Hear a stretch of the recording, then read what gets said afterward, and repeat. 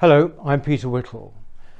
So, in the aftermath of last week's mass anti-Israel demonstration, the sacking of the Home Secretary, and the scuppering of the Rwanda plan by the Supreme Court, what have we learned about where we stand?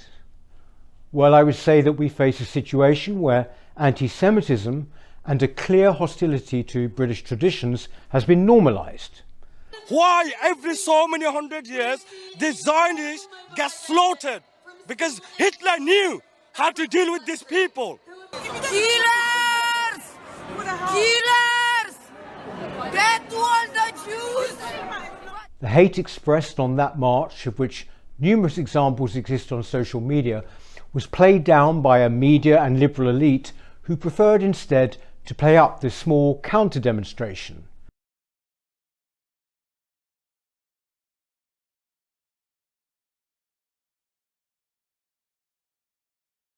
This is a media and liberal elite which cannot see a group of white working class men together without thinking fascist.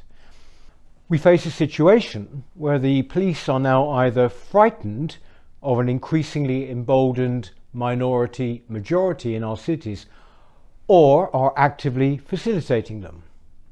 They managed to arrest 92 people on the counter-demonstration in London, while at the same time found time to pose with children dressed as Hamas terrorists. We have to face facts that this is the situation. The police are no longer on our side. This is not to be defeatist or gloomy. It is better to know where one stands, and surely there can be no doubt about this now, even amongst those who would waver and equivocate. The Home Secretary, Suella Braverman, robustly voiced her view of these protests as hate marches and her concerns over obviously selective two-tier policing. So naturally she had to go.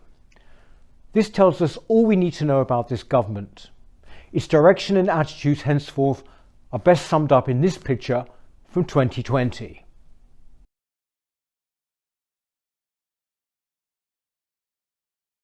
Likewise, the Rwanda plan has been predictably scuppered. But did any of us seriously think it would be effective? We have a government that simply does not care about our open borders, which has no will to seriously confront this issue, a government that lies and lies again and again. And we have a civil service so ideologically captured that it proudly wouldn't enforce measures introduced by a government which showed even some resolve. Hardly surprising then that many civil servants were actually celebrating the Rwanda failure.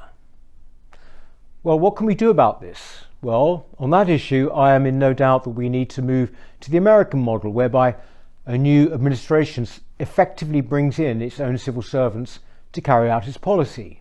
No more endless talk about it, the impartiality of the civil service. It is simply a mirage. More broadly, I would say that all concerned with the future of our country should forget about the major cities.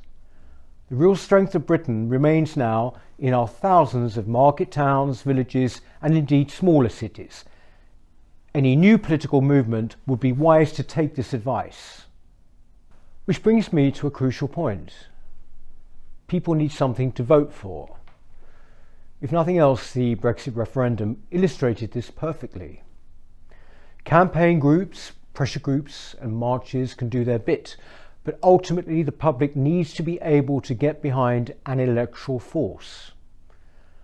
This is what we need at what is a defining moment for this country.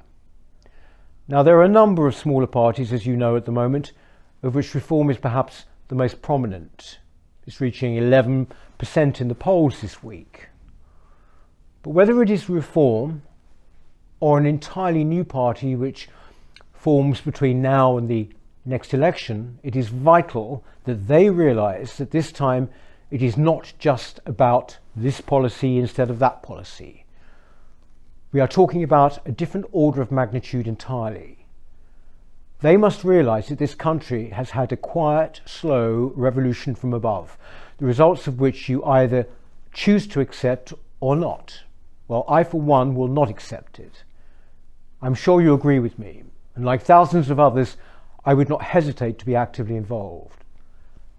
To paraphrase once more George Orwell, If there is any future for this country, and I believe there is, it lies with the ordinary working people. Thank you.